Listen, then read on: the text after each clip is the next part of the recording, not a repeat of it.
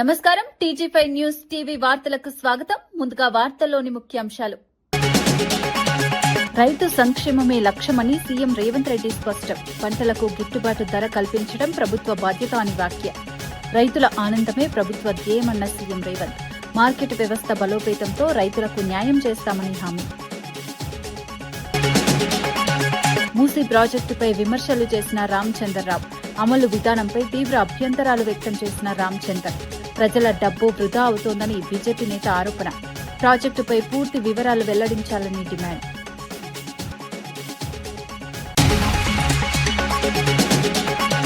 TTD అంశంపై భూమన కరుణాకర్ రెడ్డి తీవ్ర విమర్శలు.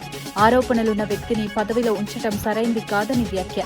దేవాలయ పరిపాలనలో పారదర్శకత అవసరమన్న కరుణాకర్ రెడ్డి. భక్తుల విశ్వాసం దెబ్బతినకూడదని కరుణాకర్ రెడ్డి హెచ్చరిక. వైఎస్ కుటుంబం వివాదంపై సిపిఐ నారాయణ స్పందన. కుటుంబ విషయాలు బహిరంగం కావడం బాధాకరమని నారాయణ వ్యాఖ్య. వ్యక్తిగత విషయాలు బయటకు తేవడం సరికాదని నారాయణ సూచన. చర్చల ద్వారా సమస్యలు పరిష్కరించుకోవాలని సూచన. రైతులకు ఇచ్చిన హామీలు అమలు చేస్తున్నామని పొంగులేటి వ్యాఖ్యలు. ధరణి సమస్యల పరిష్కారంలో కీలక నిర్ణయాలు తీసుకున్నామని వెల్లడి. భూ రికార్డుల శుద్దితో రైతులకు న్యాయం జరుగుతుందని హామీ. గ్రామీణ అభివృద్ది వేగవంతం అవుతోందన్న మంత్రి పొంగులేటి. రైతుల సంక్షేమమే ప్రభుత్వ ప్రధాన లక్ష్యమని ముఖ్యమంత్రి రేవంత్ రెడ్డి స్పష్టం చేశారు. ప్రజా పాలనలో ఎన్ని సవాళ్లు ఎదురైనా రైతులకు సంబంధించిన పథకాలను ఎప్పుడూ ఆపలేదని తెలిపారు. పండించిన పంటకు గిట్టుబాటు ధర కల్పించడం ప్రభుత్వ బాధ్యతగా భావిస్తున్నామని పేర్కొన్నారు. రైతుల కళ్లల్లో ఆనందం చూడటమే తమ ప్రభుత్వ ధ్యేయమని అన్నారు. వ్యవసాయ రంగాన్ని బలోపేతం చేసేందుకు పలు చర్యలు తీసుకుంటున్నామని వివరించారు.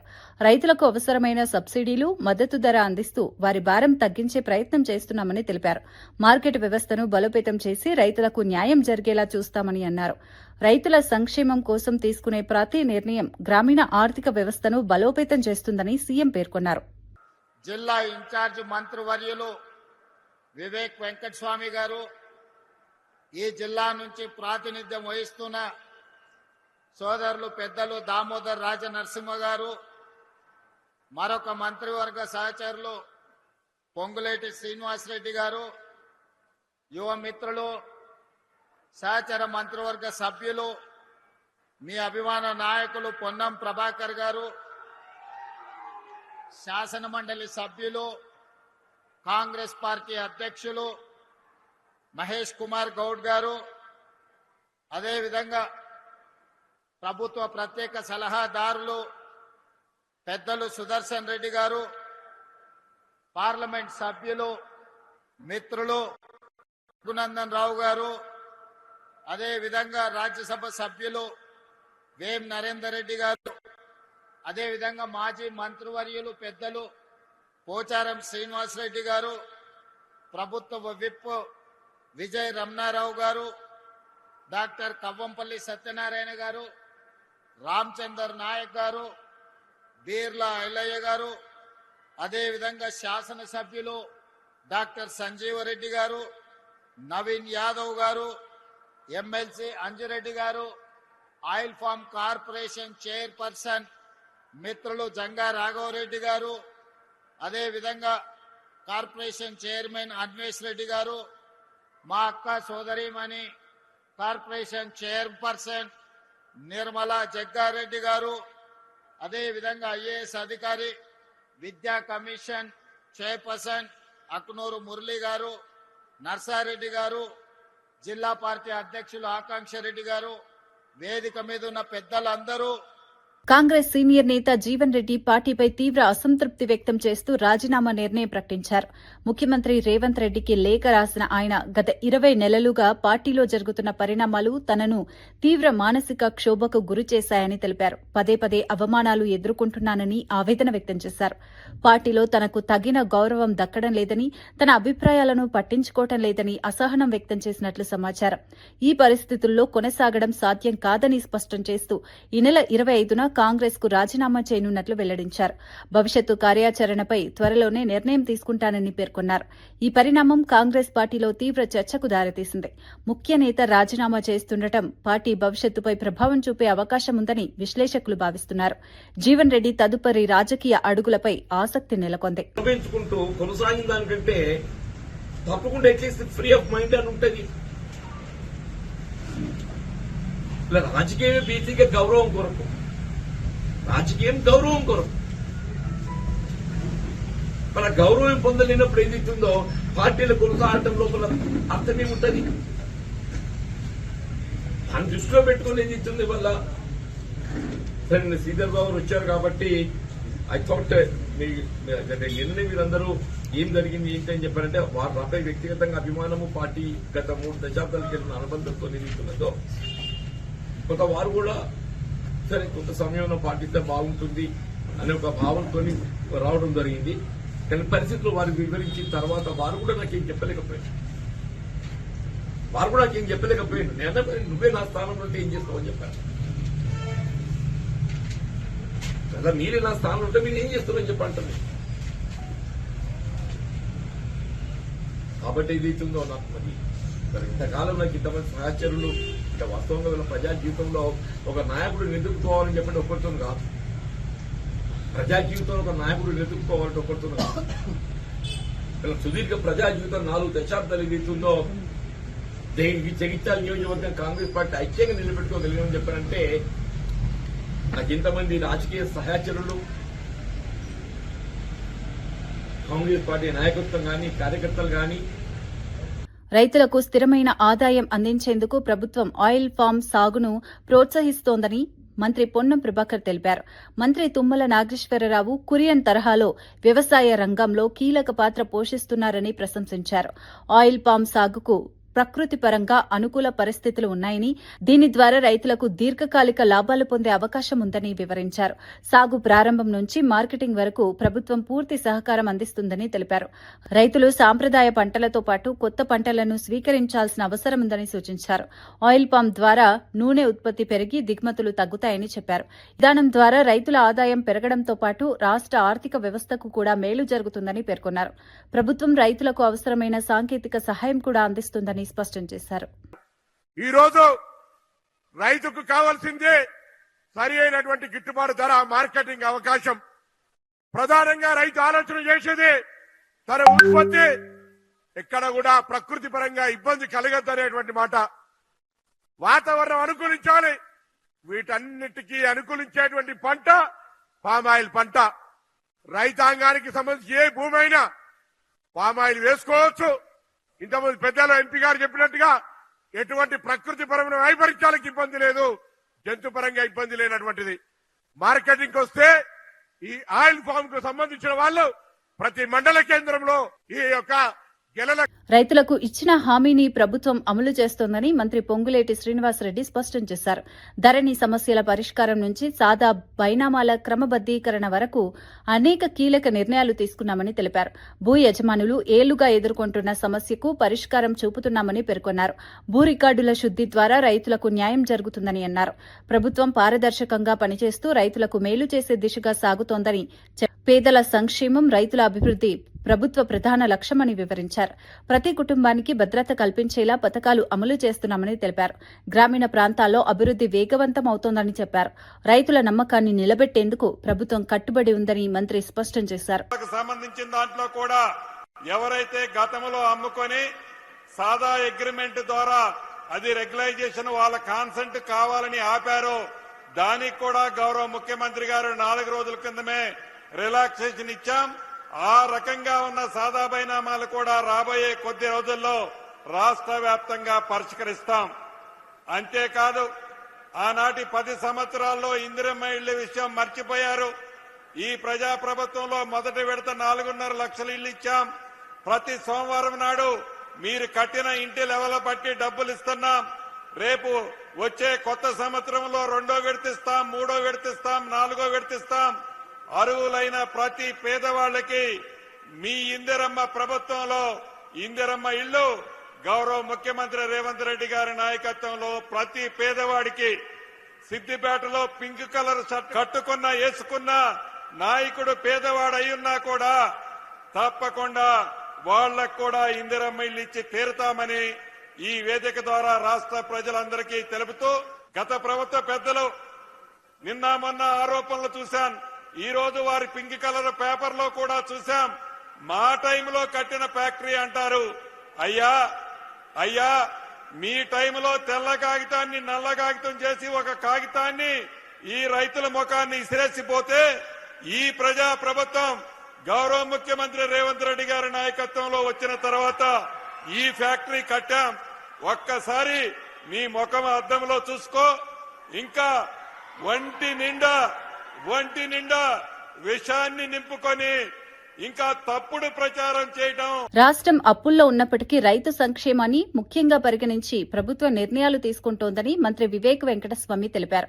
21,000 కోట్ల రూపాయల రుణమాఫీ అమలు చేసి రైతులకు ఊరటనిచ్చామని చెప్పారు. సన్నవడ్ల సాగుకు 10,000 కోట్ల మద్దతు అందిస్తూ రైతులకు ఆర్థిక భరోసా కల్పిస్తున్నామని పేర్కొన్నారు. వ్యవసాయ రంగంలో ఎదురయ్యే సమస్యలను పరిష్కరించడమే ప్రభుత్వ ప్రధాన లక్ష్యమని వివరించారు. రైతులకు గిట్టుబాటు ధర, సరైన మార్కెట్ అవకాశాలు కల్పించేందుకు చర్యలు తీసుకుంటున్నామని తెలిపారు. ప్రభుత్వం తీసుకుంటున్న నిర్ణయాలు రైతుల జీవనోపాధిని మెరుగుపరుస్తాయని అన్నారు.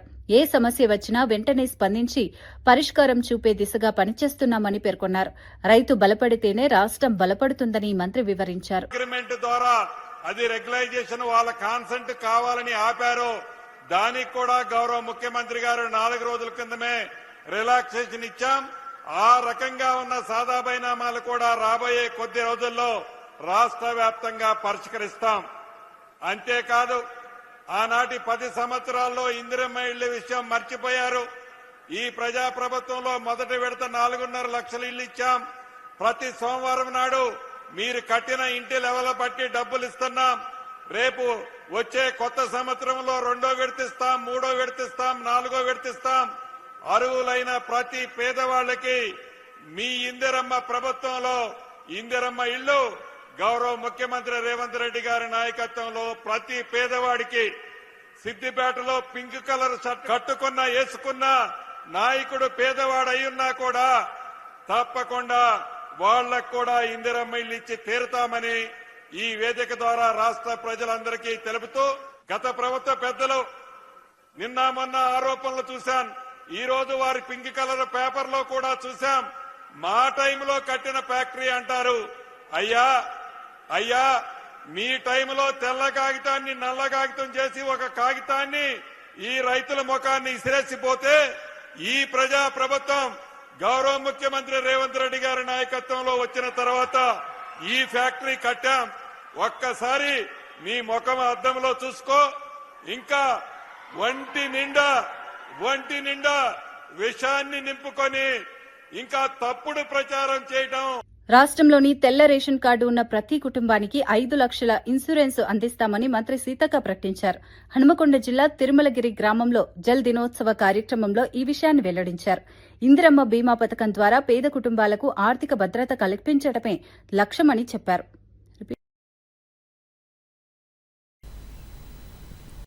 మహిళా సంఘాలకు 10 లక్షల బీమా ఉండేది మా మహిళా గ్రూపులలో. ఇప్పుడు రాష్ట్రంలో ఉన్న తెల్ల రేషన్ కార్డుదారులందరికీ కూడా ఏ రకంగా చనిపోయినా, నాట్ ఓన్లీ యాక్సిడెంటల్, ఏ రకంగా చనిపోయినా దాదాపుగా 5 లక్షల రూపాయలు ఆ కుటుంబానికి మనం బీమా, ఇందిరా బీమా పథకం తేవడం జరిగింది. వాటితో పాటు మధ్యాహ్న భోజనం మన ఇంటర్ పిల్లలకు, తర్వాత పొద్దుట కూడా బ్రేక్ఫాస్ట్ మన స్కూల్ పోయే పిల్లలకు. దాంట్లో మేము అంగన్వాడీలకు ఫస్ట్ స్టార్ట్ చేసినాం మన ములుగు జిల్లాలో పైలట్ ప్రాజెక్ట్ కింద పాలు. ఇప్పుడు రాష్ట్రం అంతా పెట్టబోతున్నాం అంగన్వాడీ పిల్లలకు. మొన్న బడ్జెట్ లో స్కూల్ పిల్లలకు కూడా పాలు ఇచ్చే కార్యక్రమం పెట్టారు. కాబట్టి మేము ఇప్పుడు మహిళా సంఘాలకు కూడా ఎక్కువ లోన్లు గేదెలకు ఇస్తున్నాం. మూసీ నది శుభ్రతపై బీజేపీ వ్యతిరేకం కాదని రాష్ట్ర అధ్యక్షుడు రామచంద్రరావు తెలిపారు. అయితే ప్రాజెక్టు అమలు విధానంపై తీవ్ర అభ్యంతరాలు వ్యక్తం చేశారు. ప్రభుత్వం చేపడుతున్న అంధీకరణ ప్రాజెక్టు సరైన విధంగా జరగడం లేదని విమర్శించారు. గతంలో కాళేశ్వరం ప్రాజెక్టుతో పోలిస్తూ ఇప్పుడు మూషేశ్వరం ప్రాజెక్టుగా మారుతోందని వ్యాఖ్యానించారు. ఇది రాజకీయంగా వివాదాస్పదమవుతోందని పేర్కొన్నారు. ప్రజల డబ్బును వృధా చేసే విధంగా పనులు జరుగుతున్నాయని ఆరోపించారు. పారదర్శకత లేకుండా ప్రాజెక్టులు అమలు చేయడం సరైంది కాదని అన్నారు. ప్రభుత్వం ప్రజలకు స్పష్టమైన సమాచారం ఇవ్వాలని డిమాండ్ చేశారు. ఈ వ్యాఖ్యలు రాజకీయ చర్చకు దారితీశాయి. పొల్యూషన్ లెవెల్స్ ఏ విధంగా ఉన్నాయి, రివర్ ఏ విధంగా ఫ్లో అవుతా ఉంది, దీని సైజ్ ఎంత ఉంది, అన్ని కూడా మంచి గ్యాడ్జెట్స్ పెట్టి సెన్సర్స్ పెట్టి ట్రాన్స్పరెంట్ డేటా పబ్లిక్ డొమైన్ లో పెట్టి అందరినీ స్టేక్ హోల్డర్స్ కలుపుకొని ముందుకెళ్తేనే ఈ ప్రాజెక్ట్ సక్సెస్ అయితే తప్పితే ఇది ఒక డిపిఆర్ ఇచ్చేసి దానిలో మీరు ఎంబాంక్మెంట్స్ పెడతాము లేకపోతే బఫర్ జోన్ ఎందుకు పెడుతున్నామో తెలియదు, దేని కొరకో తెలియదు, రియల్ ఎస్టేట్ ను ఇంటర్నేషనల్ కంపెనీస్ ని ఎక్కడికి తీసుకొస్తారు, ఎంతమందిని తీసుకొస్తారు, మొత్తం బఫర్ జోన్ వాళ్ళకి ఇచ్చేస్తారా, అది వర్కౌట్ అవుతుందా, వార్నింగ్ జోన్ లో ఉన్న హ్యాబిటేషన్స్ తీసేసి మళ్ళీ మీరు కొత్తగా టవర్స్ కట్టేటోళ్ళని తీసుకొస్తే ఏ విధంగా కరెక్ట్? అది ఉన్న వాళ్ళను సరిగ్గా చేస్తూనే కంప్లీట్ గా ఓన్లీ అవసరం ఉన్న ప్రొటెక్టెడ్ జోన్ వాళ్ళని మాత్రం తీయాల్సి ఉంటుంది, మిగతా వాళ్ళని తీయాల్సిన అవసరం లేదు. నర్సీపట్నం మున్సిపాలిటీలో అభివృద్ది పనులు వేగంగా కొనసాగుతున్నాయని స్పీకర్ అయ్యన్న పాత్రుడు తెలిపారు. స్థానిక నాయకులు, ప్రజలు పనులను నిరంతరం పర్యవేక్షించాలని సూచించారు. నాణ్యత ప్రమాణాలు పాటించడం అత్యంత ముఖ్యమని అన్నారు. కూటమి ప్రభుత్వం ఏర్పడిన 2 సంవత్సరాల్లోనే 32 కోట్ల రూపాయల నిధులు మంజూరు చేసినట్లు వెల్లడించారు. మరిన్ని నిధులు తీసుకురావడానికి కృషి చేస్తామని హామీ ఇచ్చారు. పట్టణ అభివృద్ది కోసం ప్రజల సహకారం అవసరమని పేర్కొన్నారు. పారదర్శకంగా పనులు జరిగేలా పర్యవేక్షణ అవసరమని అన్నారు.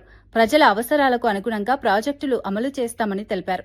నర్సీపట్నాన్ని అభివృద్ది పథంలో ముందుకు తీసుకెళ్తామని స్పష్టం చేశారు. 28 వార్డులు ఉన్నాయి. 28 వార్డుల్లో కూడా రోడ్లు ఇస్తున్నాం, డ్రైనేజ్ ఇస్తున్నాం, సీసీ రోడ్లు ఇస్తున్నాం. అంటే మీ పెద్దలందరూ కూడా దగ్గరుండి ఆ రోడ్లు పూర్తి చేసుకొని ఈ గ్రామాభివృద్ధిలో మీరు అందరూ కూడా భాగస్వాములు అవ్వాలని కోరుకుంటూ, మరి ఎంతో ఇబ్బందులు ఉన్నప్పుడు కూడా ఇంత డబ్బు అంటే లాస్ట్ టైం ఇచ్చింది 24 కోట్లు, ఇప్పుడు 8 కోట్లు, అంటే ఈ 2 సంవత్సరాల్లో 32 కోట్లు ఒక్క మున్సిపాలిటీకి ఇచ్చాం. అంత డబ్బు తీసుకొస్తున్నప్పుడు ఆ రోడ్డు కూడా సక్రమంగా వేయాలి. సక్రమంగా చిన్న చిన్న పొరపాటు చేస్తే నా దృష్టికి తీసుకురామని చెప్పి ప్రజలందరినీ, నాయకులందరినీ కోరుకుంటున్నాను. నెల్లూరులో జరిగిన అభివృద్ది కార్యక్రమంలో మంత్రి ఆనం రామనారాయణ రెడ్డి వైఎస్సార్సీపీపై తీవ్ర విమర్శలు చేశారు. రాష్ట్ర అభివృద్దికి ప్రభుత్వం కృషి చేస్తుంటే ప్రతిపక్షం అడ్డంకులు సృష్టిస్తోందని ఆరోపించారు. ఆధారం లేని ఆరోపణలతో ప్రజలను తప్పుదారి పట్టించే ప్రయత్నం జరుగుతోందని అన్నారు. జువ్వలదిన్నే ఫిషింగ్ హార్బర్ను అమ్మేస్తున్నారన్న ప్రచారాన్ని ఖండించారు. అవి పూర్తిగా తప్పుడు ఆరోపణలేనని స్పష్టం చేశారు. సంక్షేమం, అభివృద్ది, ఆధ్యాత్మిక హబ్గా రాష్ట్రాన్ని తీర్చిదిద్దటమే లక్ష్యమని పేర్కొన్నారు. ప్రతిపక్షం చేస్తున్న ప్రచారం వాస్తవాలకు దూరమని అన్నారు. ప్రజలు నిజాలను గుర్తించాలని పిలుపునిచ్చారు. అభివృద్ది పనులను వేగంగా పూర్తి చేస్తామని తెలిపారు. ప్రభుత్వం పారదర్శకంగా పనిచేస్తోందని స్పష్టం చేశారు. సరైన విధానంలో ఎదుర్కోలేక కేవలం నిందలతో మమ్మల్ని అడ్డుకునే ప్రయత్నం చేస్తూ ఉన్నారు. జువ్వలదిన్న ఫిషింగ్ హార్బర్లో మత్స్యకార కుటుంబాల అభివృద్ధి కోసం అక్కడ జువ్వలదిన్నలో ఫిషింగ్ హార్బర్ పెడితే అక్కడ ఒక మంచి పరిశ్రమను తీసుకొచ్చి నారా లోకేష్ గారు స్వయంగా వచ్చి దానికి శంకుస్థాపన చేస్తే ఆ పూర్తే అమ్మేస్తున్నామని చెప్పి నిన్న వైసీపీ నాయకులు మాట్లాడారంటే ఇది సిగ్గుతో తలదించుకోవాలి. కుటుంబంలో నెలకొన్న పరిస్థితులపై సిపిఐ నాయకుడు నారాయణ స్పందించారు. వైఎస్ రాజశేఖర్ రెడ్డి తనకు సన్నిహిత మిత్రుడని గుర్తు చేసుకున్నారు. కుటుంబ విషయాలు బహిరంగంగా బయటకు రావడం బాధాకరమని వ్యాఖ్యానించారు. కుటుంబ వ్యవహారాలను ప్రజల ముందుకు తేవడం సరైంది కాదని అన్నారు. ఇలాంటి విషయాలు వ్యక్తిగతంగా పరిష్కరించుకోవాల్సిన అవసరం ఉందని సూచించారు. ప్రస్తుతం జరుగుతున్న పరిణామాలు చూస్తుంటే విచారం కలుగుతోందని పేర్కొన్నారు. ప్రజల ముందు ఈ తరహా వివాదాలు రావడం రాజకీయంగా కూడా ప్రభావం చూపుతుందని తెలిపారు. సంబంధాలు దెబ్బతినకుండా చూసుకోవాల్సిన అవసరం ఉందని అభిప్రాయం వ్యక్తం చేశారు. సమస్యలను చర్చల ద్వారా పరిష్కరించుకోవటం మంచిదని సూచించారు. ఈ అంశం రాజకీయ వర్గాల్లో చర్చనీయాంశంగా మారింది. మీరు ఏ రాజకీయ పార్టీ చేరారో ఆ రాజకీయ పార్టీ గురించి మాట్లాడుకుని తప్పేం లేదు. కానీ కుటుంబ వ్యవహారాలను తీసుకొచ్చి బజారు పడేస్తే అది కుటుంబ ఔన్నత్యానికి, కుటుంబ వ్యవస్థకి అవమానకరం. అది ఒక వైఎస్ఆర్ కుటుంబానికి అవమానం కాదు. మనకు కుటుంబ వ్యవస్థ చాలా పవిత్రమైంది మన వ్యవస్థలో. మరి కుటుంబ వ్యవస్థ పవిత్రమైనప్పుడు దానిని రాజకీయాల వైపు లాగి రాజకీయ సమస్య కానీ రాజకీయాన్ని సమస్య చేసి బజార్లోకి వచ్చి మాట్లాడడం అంటే ఇది చాలా దురదృష్టకరం. బీసీ వర్గాలపై రాజకీయ పార్టీలు చేస్తున్న వ్యవహారంపై మాజీ మంత్రి శ్రీనివాస్ గౌడ్ తీవ్ర వ్యాఖ్యలు చేశారు. గత 70 నుంచి 80 ఏళ్లుగా కాంగ్రెస్, బీజేపీ కూటములు బీసీలను కేవలం ఓటు బ్యాంకుగా మాత్రమే ఉపయోగించుకున్నాయని ఆరోపించారు. 80 కోట్ల జనాభా కలిగిన బీసీలకు సరైన న్యాయం జరగలేదని విమర్శించారు. రాజకీయాల్లో బీసీలకు తగిన ప్రాధాన్యం ఇవ్వలేదని అన్నారు. అభివృద్ది పేరుతో హామీలు ఇచ్చి అమలు చేయడం లేదని మండిపడ్డారు. బీసీల సమస్యలను నిజాయితీగా పరిష్కరించే దిశగా చర్యలు అవసరమని పేర్కొన్నారు. సమాన అవకాశాలు కల్పించాల్సిన బాధ్యత ప్రభుత్వాలపై ఉందని తెలిపారు. ఈ వ్యాఖ్యలు రాజకీయంగా చర్చకు దారితీశాయి. బీసీ వర్గాల్లో ఈ వ్యాఖ్యలు ప్రాధాన్యం సంతరించుకున్నాయి. ఇలాంటి చిన్న చిన్న అవసరాలన్నా తీర్చపోతే, ఈ వృత్తులను కాపాడపోతే, ఒక సామాజిక న్యాయం అనేది ఇవ్వపోతే, వీళ్ళు తిరగబడితే మన పరిస్థితి ఏముంటుందని అర్థం కూడా చేసుకోకుండా, ఆలోచన చేయకుండా మోసం తప్ప వేరే ఏం లేదు.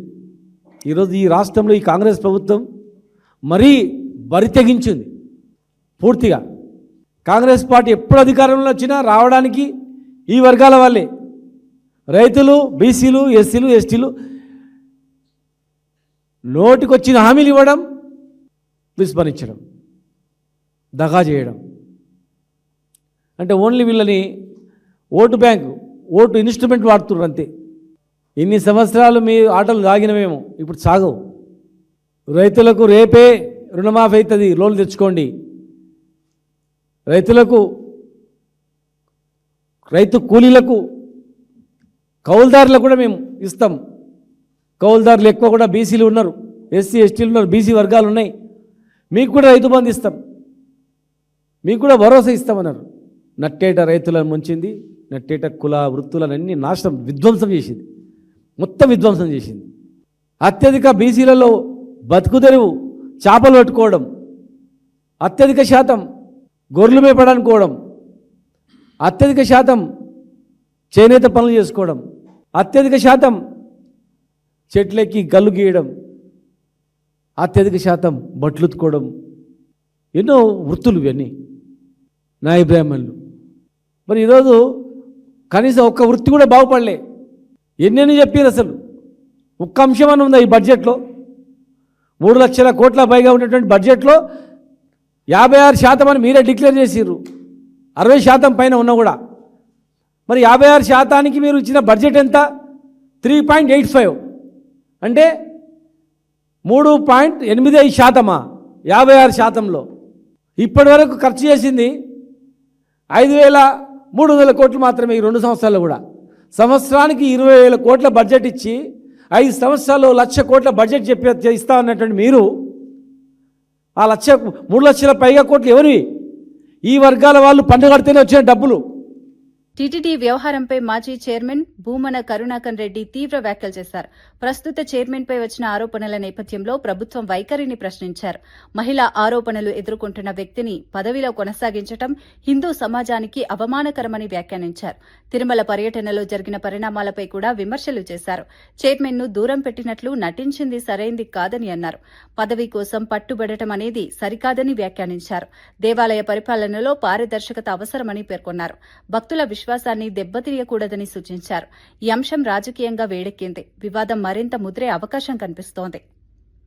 ఉన్నటువంటి ప్రతి రాయిని సనాతన ధర్మ పరిరక్షణ కోసమని నడుం బిగించినాను అని చెప్పేటువంటి పవన కళ్యాణానంద స్వాముల వారు మొత్తం కొండలో ఉన్నటువంటి ప్రతి రాయిని కడిగినా కూడా మీ పాపం పోదు, పాప పరిహారం అవ్వదు. ఇంత దుర్మార్గంగా, ఇంత అన్యాయంగా మీరు రాకముందే బిఆర్ నాయుడు గారిని తీసివేస్తారు అని మొత్తం హిందూ సమాజం అంతా భావించింది. కానీ మీరు ఆ పని చెయ్యకపోగా మీతో పాటు భయంగా మీ వెనకాతల దాంకొని గుంట నక్కలాగా, కలుగులో ఉన్నటువంటి ఎలుకలాగా తిరుగుతున్నాడు బిఆర్ నాయుడు. జనం ముందుకు రావాలంటే భయం, ఇంట్లో ఉండాలంటే బిడియం. ఇది బిఆర్ నాయుడు గారి పరిస్థితి. చంద్రబాబు గారి పరిస్థితి ఏంది? చంద్రబాబు గారేమో కార్యకర్తలతో ఎలాంటి నాటకాలు ఆడతారో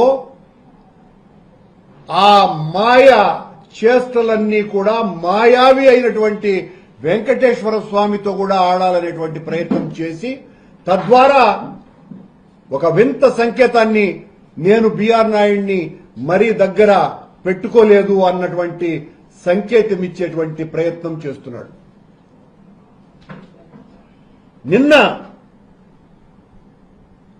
మీ వ్యక్తిగత ప్రతిష్ట కోసమని బిఆర్ నాయుడుని కొంచెం దూరంగా ఉంచినట్టుగా అసహనంగా మీరు ప్రవర్తించినట్టుగా కనపడుతోందే తప్ప చంద్రబాబు గారు మీ వ్యక్తిగత ప్రతిష్టకు భంగం కలగకుండా ఉండటానికి కాదు మీరు ప్రయత్నం చేయాల్సింది.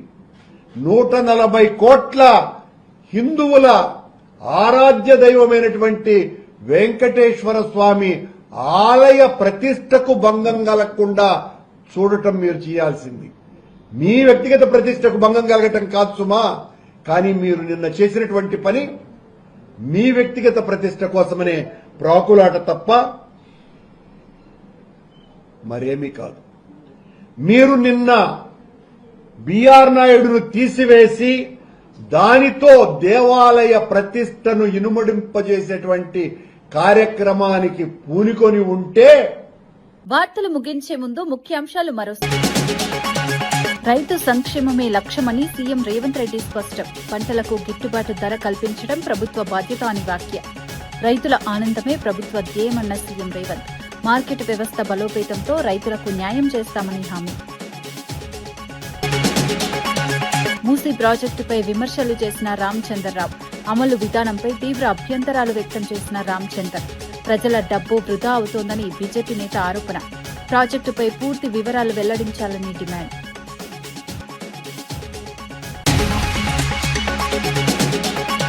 టీటీడీ అంశంపై భూమన కరుణాకర్ రెడ్డి తీవ్ర విమర్శలు. ఆరోపణలున్న వ్యక్తిని పదవిలో ఉంచడం సరైంది కాదని వ్యాఖ్య. దేవాలయ పరిపాలనలో పారదర్శకత అవసరమన్న కరుణాకర్ రెడ్డి. భక్తుల విశ్వాసం దెబ్బతినకూడదని కరుణాకర్ రెడ్డి హెచ్చరిక.